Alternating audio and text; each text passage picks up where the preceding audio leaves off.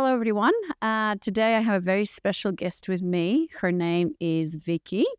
She's calling all the way from Texas today, but I know she's originally from Singapore, which is really, really exciting. And Vicki, I've been chasing this woman down like I'm a committed masculine man, chasing her down for this episode because she's been quite busy with getting booked out weeks in advance in her funnel. Means that she's been, surrounded by men, great quality men and all of that. I don't know when we're going to drop the bomb, Vicki, but I guess we just should say it now. I was already excited to talk to you because your transformation in the CLAIM program was quite incredible. And I'm constantly encouraging you to share with women, all that.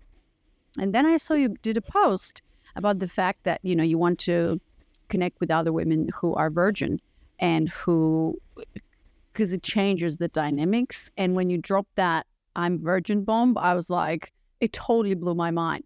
This is one of those, yet another one of those stories that, we get a lot of women on discovery calls who say, or even in the program, right, who say, I'm in New York and dating is terrible in New York. And then the other one says, well, I'm in LA and dating is terrible in LA. And then I'm a single mother of 4. I don't want any children. I'm old, And now I think with your story, you've completely now even broken the barrier of I'm a virgin and how do I funnel and how do I meet amazing men. So that's why you're here, to share that story and to break through those limiting beliefs, because we know that you can funnel, date different men without having to have sex with them or actually being a virgin, and you have, conservative beliefs, traditional beliefs, I guess, and you're just, waiting for marriage or whatever. So this is who you are, Vicki. Anything you want to add to that before I ask you more questions? No, I think you covered pretty much a lot of it. So yeah,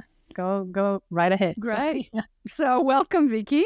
I want to begin where I normally begin when I invite women who go through the program and see success. I want to begin with your story in terms of what was your situation in your dating dynamics and with men before you joined CLAIMed, and how did you find about my work and what led you into my work?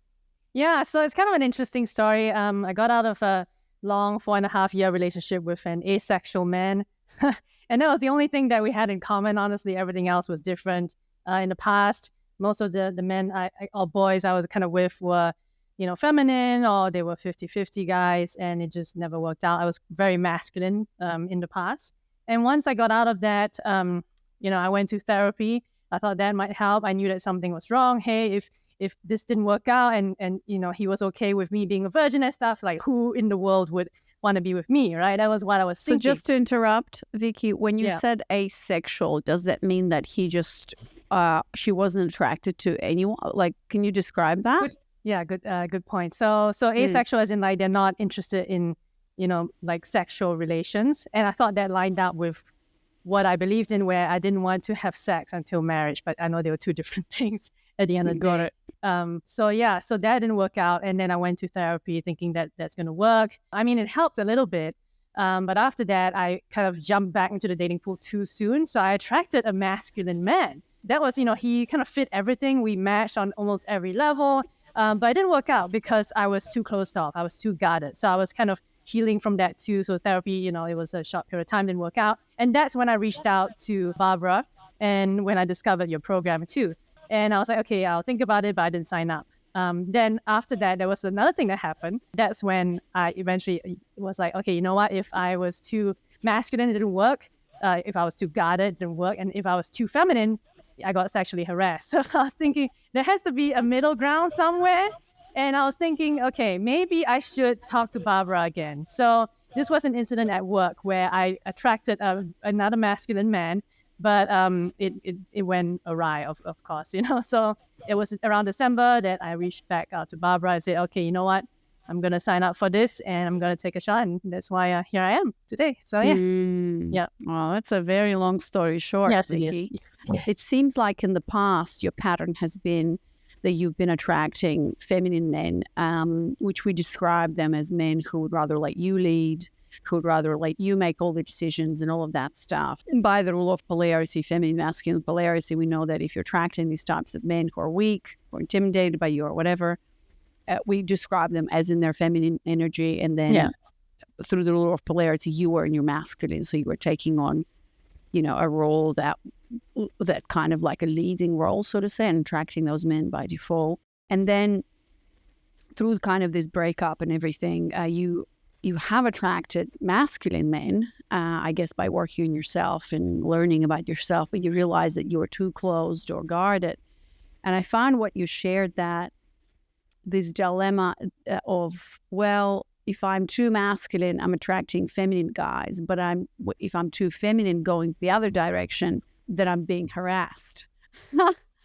Which is so interesting. Can you talk more about that? And I'm just curious how you think about that. What were your experiences? Yeah, so I guess in a sense, like to add some context, I didn't have any boundaries because I thought that, since the masculine side didn't work, if I was too guarded, too close up, let's just go all the way to the extreme, kind of black and white thinking that maybe I should just be feminine, completely allow the man to take control of everything. No boundaries. If he wants to do this, I'll let him do this. So at work, what happened was there was this kind of, above average looking guy that I noticed that other women were attracted to. And because of that, I was attracted to him too. So I gave him my number, and long story short, he expedited the intimacy portion too quickly to the point where it became, without going into too much details, basically, he on the phone call, on our first ever phone call, he was already kind of using me to, get off on himself. And I thought that was normal because I was being feminine, but at the same time, I realized actually this is not at a pace that I wanted.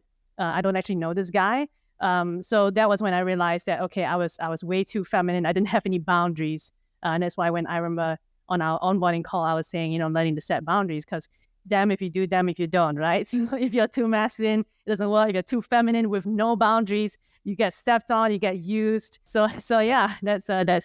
Yeah. So, yeah. Yeah, that's really interesting how you think about this, because I can see how going through the program, you've actually, well, you'll talk about this, but I could see how you found clarity in that, and I think that a lot of women actually think that if you're too masculine or in your masculine, let's say, and attracting those types of men, you actually realize that you're also too guarded and closed.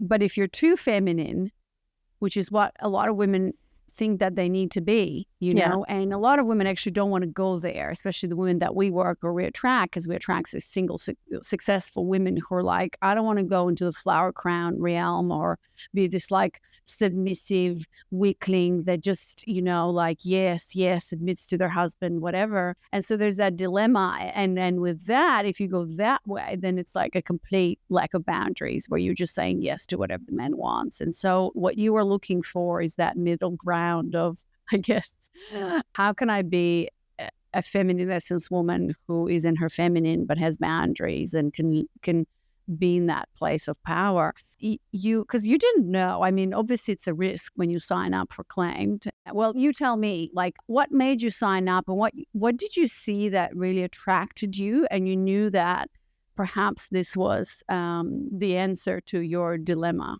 Well, I definitely knew what didn't work. So therapy didn't work. Like, it was just all in the head. Like, tell me about your childhood. Tell me about your relationship to your father. So all that's nice and stuff, but definitely it just didn't feel like it was doing anything helpful practically. So what attracted to me initially in the first time when I spoke to Barbara, that's when I started listening to your content, the podcast episodes, checking out your YouTube videos and your Instagram stuff. And that's actually how I learned to lean into the feminine side, but I took it too far, right? I took it all the way to the extreme. Mm-hmm. So what really lured me to finally signing up is when I saw that, okay, it seems like this woman, you know what you're doing based on the reviews. And at the same time, other avenues I've tried didn't actually work. So me doing trial and error, my way, therapy, listening to random videos. Yours was the one that spoke to me mostly because everything else I tried didn't work. So I was taking that risk too. And I'm kind of a risk taker. So yeah, there you go. Yeah. Okay. So you took the risk and you embarked on this journey of claimed and getting to the program, attending the coaching calls, doing the work. To be honest with you, I don't know if you've ever posted in the group, maybe once or I did. twice, and maybe you did. Did you Yeah. post a lot? Did you ask a lot No. of questions? I posted like for each module, any Okay, yeah. assignment, at least one. So maybe about 5 posts and maybe 7 posts if I included the questions. Yeah, I did have a few questions here and there. So Yeah. But I don't think we've interacted on like group coaching calls or hot seats or whatever. And that's why I found your story really interesting because, I mean, the women are different, right? And I say, well, here's the group container. You've got the program modules, the guided feminine flow exercises. Here's the amazing community of women. You can ask questions, be supported, whatever. And then there's the calls. And so some women need a lot of support. Some women like you, like I've never talked to you on a group coaching call, and here you are. I don't even know how we connected or how you're like this woman who's funneling and the stories that you were telling me. And I'm like, oh my goodness, like I got to talk to you to find out what the hell are you doing? And you're going to teach all the other women what you're doing. Then of course, the virgin bomb dropped. And I was like, my mind was just blown away. So let's talk about your journey in claimed and maybe focusing on your, I guess, 2 to 3 biggest aha moments that really contributed to you, completely shifting around those dynamics and getting to that place of feminine power and dating and having this incredible funnel where you're like booked out for weeks. yeah, so my journey it's interesting because I approached all these. I mean, obviously I paid, so I have an investment in it. So I'm always very open to what people suggest or solutions, whatever. But so basically, when we got to the point of the feminine flow, I wasn't judging that. I was totally in it. So I do flow every day, by the way, unless I'm out on a date that's all the way till like very late and then I don't flow. But I flow every day. I do my best to flow at least 20 minutes. But if not, ideally, actually almost every day is almost 45 minutes, the full thing, because I just don't like to be interrupted. So yeah, so I was open to that. I was fully immersed in it, even though I didn't post anything about it because I like to kind of take action rather than talk about it. That's just me though. that's just me though. So my aha moments was especially, this is really cool. You'll love this story. So after module 3, like just after around that time was done, there was a delivery person that delivered my food to my door. And that was the first time when I realized this magic that you're sharing with all these women about the feminine embodiment and just, having that feminine energy and essence that's attracting men. Because this guy, after he dropped off my food, he came back and knocked on my door and asked for my number, which was very weird. It never happened before ever. Oh my God. Yeah. And not just that, because it was cold in Austin, I did not have a heater. So we were chatting a little bit. I gave him a shot, right? So the other thing aha moment from the program is like to give men chances. So even though I wasn't attracted to him and he was obviously just a delivery guy, I gave him my number to at least acknowledge that, hey, you're doing the masculine thing. I want to reward you by giving you my number. Mm-hmm. That approach is a little bit off. But anyway, I did that. So we chatted a bit. And when I said, oh, it's so cold here, I don't have a heater, he offered to give me his heater. And this is a total stranger that I never met who just delivered my food. So yeah, so that was really nice. That was my first taste of the magics that you're sharing. And that was only after module 3. So that was quite into like halfway, a little bit more than halfway through the program. Okay. Yeah. So that's the second aha. And I believe the last one is probably, I don't know, I can't think of it right now, but maybe if you ask me more questions, I'll think of the third one. Mm-hmm. But yeah, really giving men chances and actually also, be open to it. So some people or some women, when they join, they might be thinking the flow looks a little bit woo-woo or whatever, but be open to it, right? At least fully immerse it. You paid for it, so might as well just, completely trust it since you obviously invested in it. So yeah.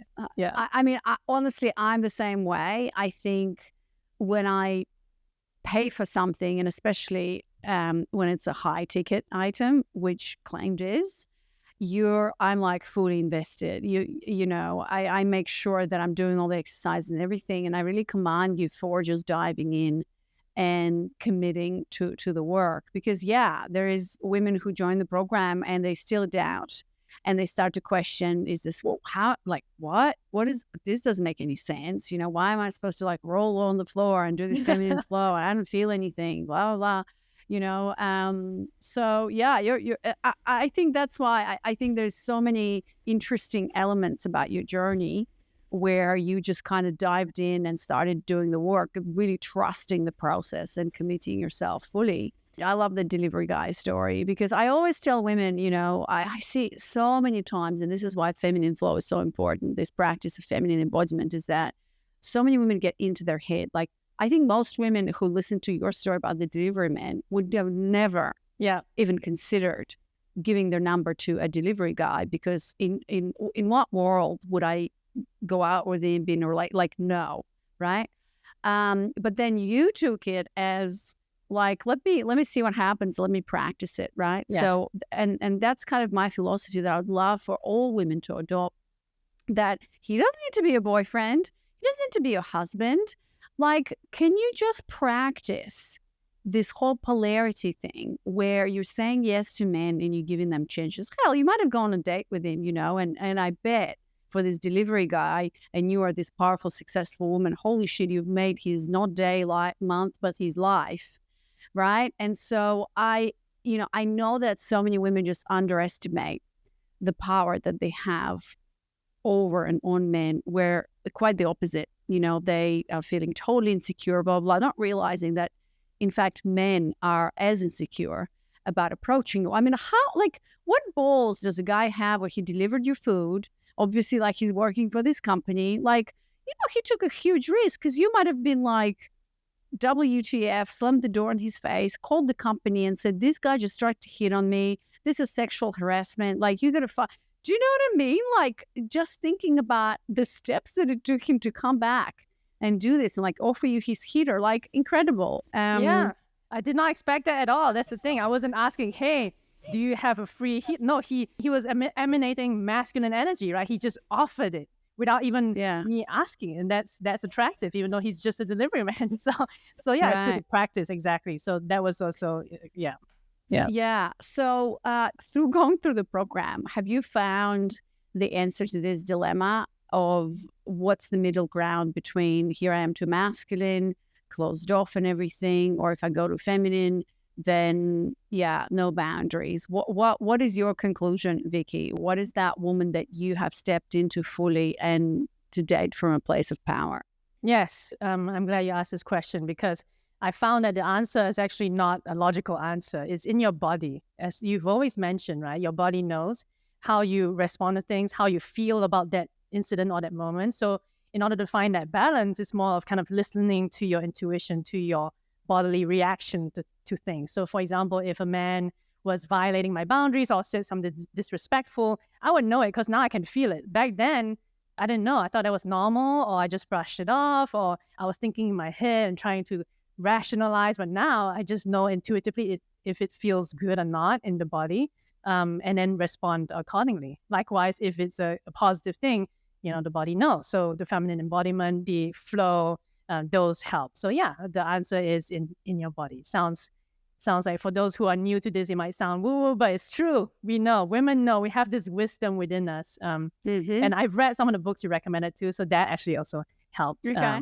So I see you're a woman of very few words, Vicky. And so can you explain that a little bit? Like, this is in my body, right? Like, can you explain that a little bit more? And because I think a lot of women, they've heard this, but I think it's very hard to, they try to understand.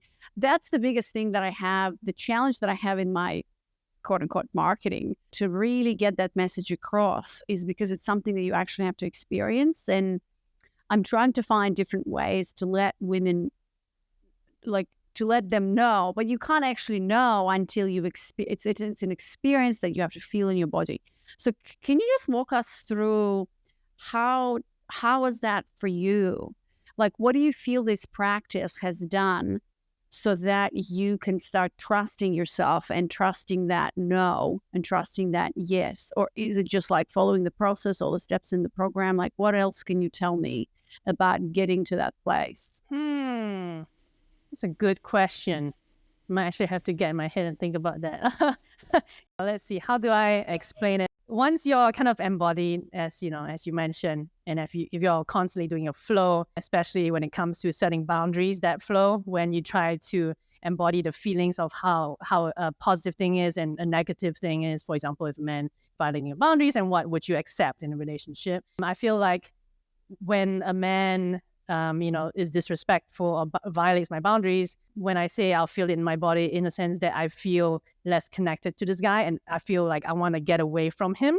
Again, I don't know if that explains it, but it's just like when a guy is doing something masculine and very attractive, that's when I feel compelled to kind of be willing to be led by him. So maybe an easier way to explain it is if it's a good thing, if it feels good in the body, you're more willing to be open to being led by this man versus a man who's violating your boundaries. You'll kind of be repelled by it and you want to get away. Hopefully that explains. Yeah, makes sense. Let me see if I can explain a little bit better. Yes. Well, not better, but I guess in my own words. So if you were to ask me the same question, because I think a lot of women are just wondering, or so, what is this magic that you talk about? As soon as you start the Claim program in module 1, I teach this feminine flow thing that Vicki talks about, where it's a practice that allows you to get out of your head. And for the first 2 weeks, all we do for 5 minutes a day, minimal, you just allow yourself to start basically sensitizing the body. Most of us are so disconnected and disembodied and, to be honest with you, numb, that we don't know how to feel and we don't even know what we feel. And we use all of these disassociation tools and mechanisms that help us basically numb out further down. I'm feeling bored, or he rejected me, or anxiety, like whatever that is, as we go through our daily life, in our dating dynamics. Oh boy, that brings up so much, right? Or at work, whatever. We don't know. It's a skill. We don't know how to do it. We don't know how to feel and to express it safely. We don't have the tools and resources. What we know is like get a glass of wine, smoke a joint, chocolate, binging TV and stuff. And I still do that, by the way. But I know it's a conscious choice now, and so there's nothing wrong with that. But what this does is that we're not connected to ourselves fully, and we get into our head. So instead of Vicki, you said, when a guy is disrespecting you or sending you some message that's like a no, what we do is we feel rejection, but instead of like dropping into the body and actually like being with that for a moment. And that's why feminine flow practice, if you do it every day, it's like brushing your teeth and allowing yourself to simply be, even for 5 minutes, not being in your head, creating stories about this, telling girlfriends, sending screenshots in the groups, like all of that creates this fucking chaos. And from this chaos, you're responding to the guy and his ghost, like it's a mess. But actually like noticing, oh my God, this feels like rejection, painful. It lives in my heart. It feels like somebody just pierced me with a knife, right? And like, can I breathe into that? Can I move with that? And can I allow my body to express this very uncomfortable feeling that I'm feeling in my body without any external input, validation, talk, whatever. So we don't do that. And so through the practices in the program, and of course, all the modules are designed to be built on top of each other, and we go deeper and deeper. You didn't mention any excavation in module 2. I'm assuming there were some things that you have excavated because it's deep work. Like yes. When you were mentioning I'm too guarded. So I'm assuming some of the tools in module 2 helped you uncover. So all of those I'm too guarded are also defense mechanisms, right? We build that kind of like, I'm an independent, successful woman and you tell me I'm intimidating, blah, blah, blah. All of that just goes up in your head and you're wearing that, somebody calls it, not you, Vicki, I mean, in general, women wear that, a resting bitch face a lot because they're just trying to be this woman where deep down inside, if she just allowed herself to let go and actually feel and be, vulnerable, right? And then if a man does something that you don't like, you feel into that and then you communicate it in a nice way via the shit sandwich that I teach and say, hey, John, I've been enjoying our conversation, but what you just did now or this message really doesn't make me feel comfortable. And I feel this and this and that. So I'd really appreciate if you would stop that, for example, or whatever, or then set consequences, But no, we do not do that. So that's how we form that connection with the body. So as you flow, you start to create that relationship where You don't need to go and like eat chocolate, binge chocolate, girl, whatever. You first feel, and you allow your body to simply process. And through that process, you then can show up and communicate how you feel. And then a man can take it or leave it, right? But you stand in your own truth, your power, and your own boundaries. Is this landing for you? Is that how you would? Yeah, you said it better than I can. I guess, yeah, in a way, it also helps you determine if something was really a boundary violating thing or just, something that you should not be taking too seriously. That's also how I know that, okay, this definitely violates the boundaries that I set for myself, and or maybe this doesn't, and I was just having the limiting belief or childhood trauma kind of, being triggered by this. So that's also how I knew what is actually a boundary that's important and what's just me trying to protect myself. And it really helps with dropping into the body. Yeah.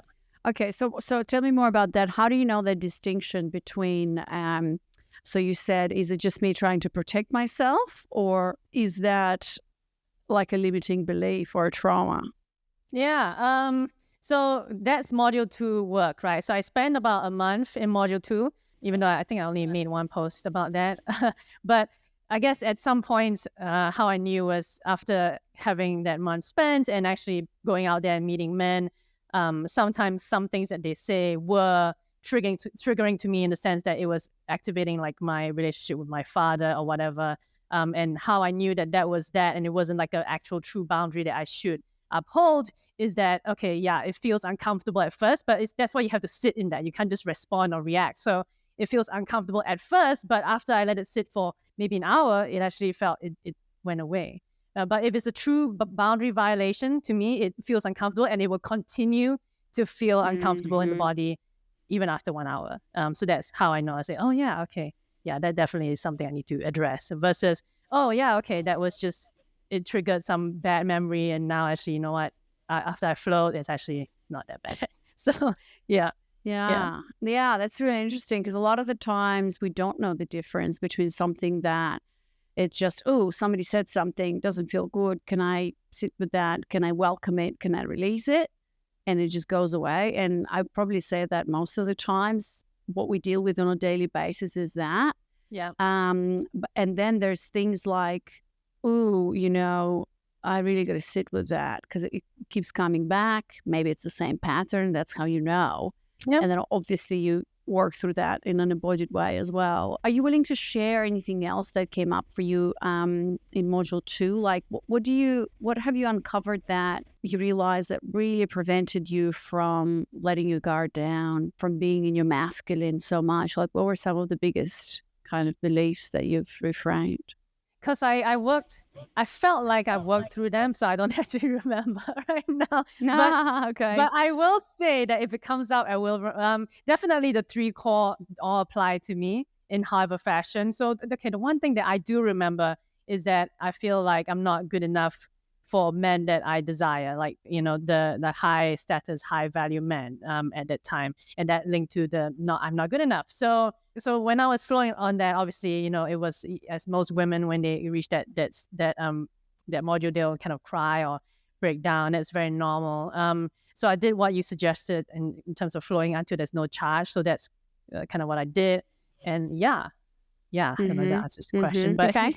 yeah, that answers it. And so, so as you went through that process, tell me about your reality with men that started to happen or shift and transform. Well, it started with a delivery guy. So from there, and then small steps, right? Small steps and small doses. Yeah, it started with that, and then guys at the gym. I think I did make a post about that. Started approaching me and asking for my number. And when I started my funnel officially, I remember the date. It was like the last day of February. That's when the fun really happened. So yeah, lots of funneling. Booked out actually 1 month in advance, so all 4 weeks were all booked out. And it's funny because I actually felt sick early March. I was at an event, and hey, for those women who don't want to use dating apps, you can also funnel like in real life, because since I was sick, I didn't actually get on the apps, even though I started in late February, and I was attracting 7 men at this event in Austin. Were all kind of pursuing me live, like in person, real life. So the event was 10 days long, and that's why 7 men. So yeah, that's a real life funnel right there. And then after I recovered, I continued to funnel using the apps. So yeah. Yeah. Okay, so you were doing this on the apps and you're doing this in real life. And what are you doing specifically? Like, are you doing anything specifically? Because I'm like, I'm imagining the women in the program or even who are listening to you like, whoa, how does it work? Like, what was your strategy or kind of a step-by-step thing? How did you go about this? Yeah, I can definitely share. I was very thankful and appreciative like the entire date. And in fact, there was one time when I got laid off and I'm still laid off. So I just spent every day dating a random guy after I got laid off. And in fact, I made them very, very comfortable with me. I was very appreciative. I was very thankful. I was grateful for their presence. That all first dates within that 1 week after I was laid off, I got like kissed without them asking. So they did the Me Too thing that people shouldn't do, right? Guys like have to ask, hey, can I kiss you? Hey, can I? None of them did. And they all just grabbed me for the kiss. So that's when I was like, realized, okay, I'm doing something right here because they felt, number one, very comfortable that they didn't have to ask. And that's very masculine too. Like I think most women want that, right? They want the man to oh my take God, charge. can I kiss you? Yeah. Not Yeah, attractive. I know.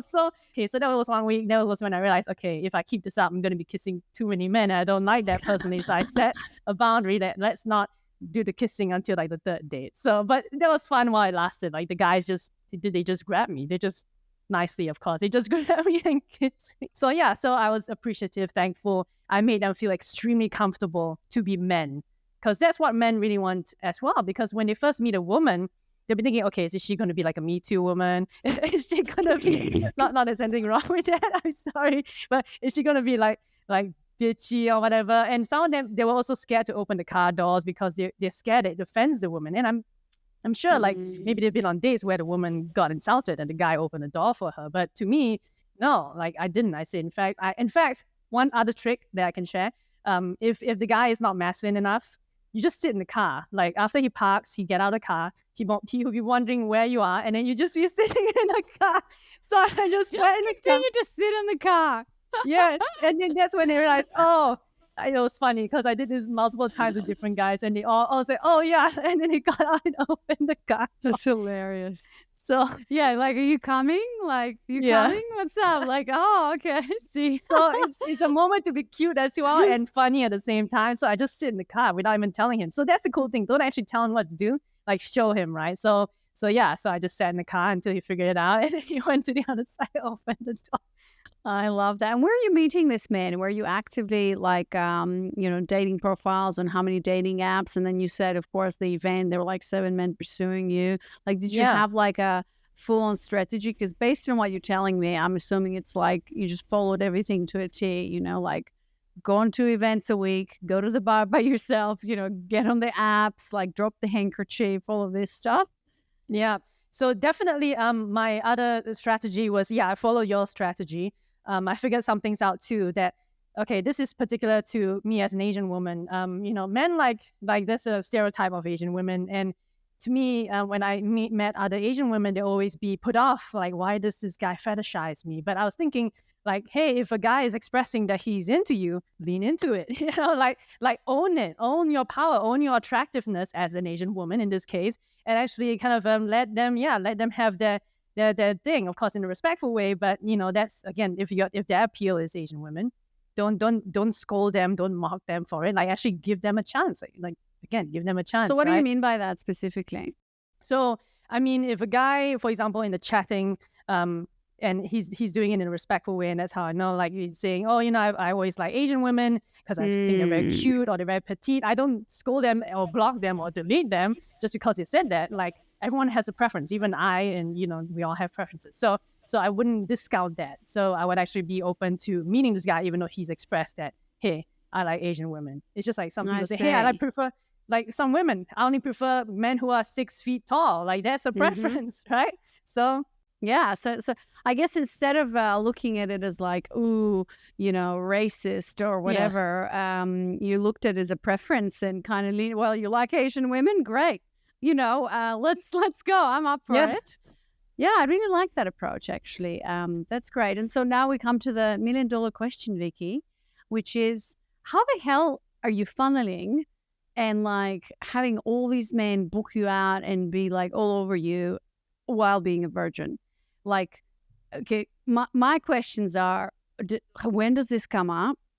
How does this come up, and how do you navigate and handle that? And then have all these men continue to date you while knowing that there's going to be no sex here.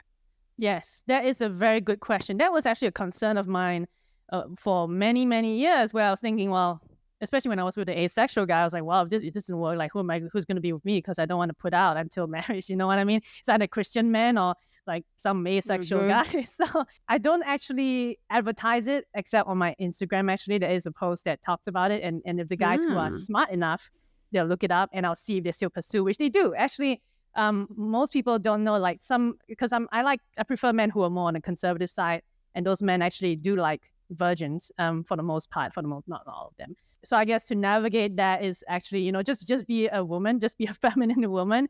They're not on, if they have good intentions, they're not on these apps looking for sex. And the fact that you are so picky to the extent that you actually haven't even had sex with anyone in your life, actually it could be a good thing to some of these men who are more serious, right? Because there's this thing called the body count, and some men do care about that, even though it's kind of double standard where, men feel like they can have a higher body count versus a woman.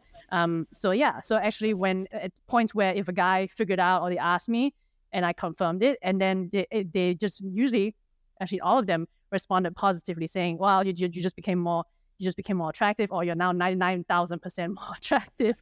Wow. So it helps seal the deal of them to pursue. And that was when I'm close to the end of the funnel. So I funneled on the apps for about 2 months, and I saw about 27 guys in total that I went out with or spoke on the phone or spoke on videos, like mostly video. I count them as in dates. a month, you mean? I think, it's like 1.5 months before I had to close my funnel. So which I'm having a title for our episode, something like Virgin Dating Diaries, 27 guys in 1.5 months dating, Okay, so the ones that kind of, what about those who don't know? So let's say you've matched and you're going out on a date and you're having a great time, and obviously, like you said, you've kissed like many men on the first dates, and they kissed me, yes. Well, they kissed you, yeah. They grabbed you, didn't ask you, can I kiss? You're not the Me Too woman. Let's make it clear. The language they're using, and then yeah. But the subject of intimacy comes up, and sex is important to men. So I'm curious, how does it come up, and how do you navigate it?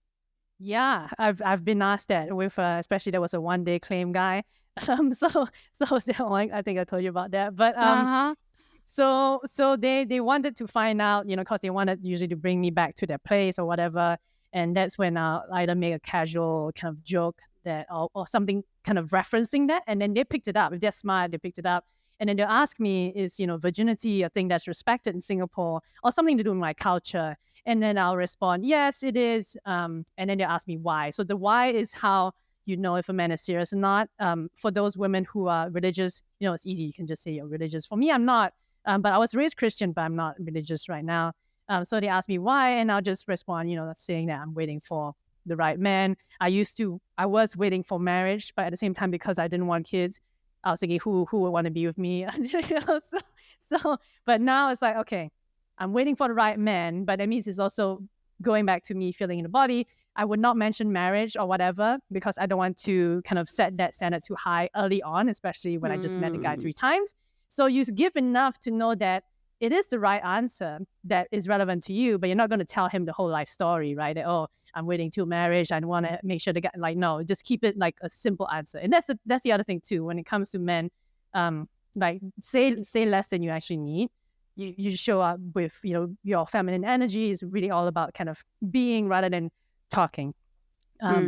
Yeah. Okay. So when he invites you, so I'm curious, when he invites you over, or obviously most men will create the conditions for intimacy, like we know that. So what do you do in that situation? Do you, let's say, get yourself invited and go to his place, knowing that he's maybe not expecting, but setting up the scene for something more? What would you go there? And if you would go there, then he would come up to kiss you and maybe obviously like start touching you, whatever.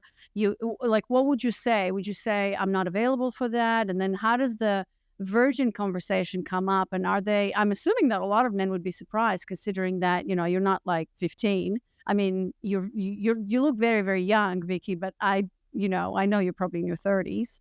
Yeah, 32. Yeah. Yeah. So tell me about like that process. I'm really curious. Yeah, so there's a different, like, it is all about how we define virginity. I feel like some people, to them, being a virgin is you cannot touch, you cannot kiss, you cannot do other stuff. Some people being a virgin is, okay, you can make out, that's totally normal, just no penetrative whatever, no, or some people say no nakedness. Okay, so if that happens, and it has happened, where a guy brings me over to his place, and they want to get freaky, right? So what I'll basically do is that's when I'll kind of be upfront about it and assert and say, no sex, I don't do that at this stage. I'll just leave it as that. And then they'll be like, okay. Usually most of them just say, oh, well, that makes me sound like when I went to a lot of guys, but not most of them. But they'll usually say, okay. And then if what they want to do is something that I'm okay with and I feel like the timing is right, then sure. And usually it's just kissing, making out, that kind of thing, rather than sex itself. So yeah, and they're not disappointed because they know that, number one, for them, at least the men I was seeing, it was rare for them to find a feminine woman that is actually going to follow their lead. And number two, they are attracted to me. So that's the other key too. If a man is very attracted to a woman, he usually would be very open to not sleeping with you very soon. And that shows his respect for you as well as a feminine essence woman. Yeah. Yeah, he'll respect your boundary, and obviously he'll continue going for it, but he will respect your pace and know when you're ready. And so, and then I guess if you start talking a little bit more about sex, and then he asks you more questions, and then I'm assuming you're saying, like when he finds out that you're a virgin, what has been the reaction? You know what, Vicky? I think that actually for you, it's a lot easier to say no to sex than for most women who've had sex before and don't want to do it too soon, because once you've like tasted the forbidden fruit, it's very hard to say no to that. But for you, because you're holding that boundary, I mean, like, this is a big fucking deal for you, And so for you, you just know that boundary and you hold it because you know. So yeah, but I'm curious, how do they react? Oh man, they'll be wide-eyed. Wait, what? You're not ugly. I was like, yeah, it doesn't matter. Yeah, virginity as a choice is very strange today. Yeah, it's so funny because usually their jaw will drop me like, but you worked in Hollywood. What did you do? Like, you mean? And then they'll be surprised that all these random questions come. Are you religious? Are you all that stuff? Religion, family. Were you traumatized? Like something like that. So I was like, no. I just don't want to do it until marriage, ideally, but until the right person, right, whatever. Yeah. So yeah, it was funny. So, wow, so funny, incredible. Yeah. I'm just in awe of your story, and I think you're very inspiring, Vicky, to not only me but to so many women. So let's end up on the last question. For the women who are, obviously all the virgins who are listening to this should just sign up for Claimed, because, the answer is here. But I know they're in the minority. So, but for everyone else, for all the women who kind of resonated with your story and where you're at, what would you tell them, I guess, as a message to maybe take that next step and really, either... Well, obviously, everyone listening, if you haven't watched my signature training, go to acclaim.com/training. But if you have been following me for a while and you know that there's a discovery call and you're just like, oh, should I do it? Should I not? That's acclaim.com/apply where you can apply. But what would you tell Vicky about women who may be on the fence or in your situation about taking that next step? I would say the easiest answer I could give is, take that risk. But that sounds like a too easy answer for me to just leave it as that. I would say, if you've tried everything else, if you're looking for a solution, you've tried everything else, tried therapy, you've tried to trial and error on dating apps, whatever, and you've not tried this yet, give it a shot. So yeah, because that was how I kind of stumbled into Claimed and kind of, living this great life right now. So if you've honestly given everything an honest shot and it's not working and you think this is too woo-woo for you, give the woo-woo a shot. you never know. It might actually turn out to be, life-changing like it is for me. So yeah. Incredible. Amazing. Thanks so much, Vicky. I really appreciate your time and sharing your story. I know this is a bit of a big deal for you, but yeah, thank you. And I'll see you on the inside and continuing your journey. Thank you. All right. Thank you.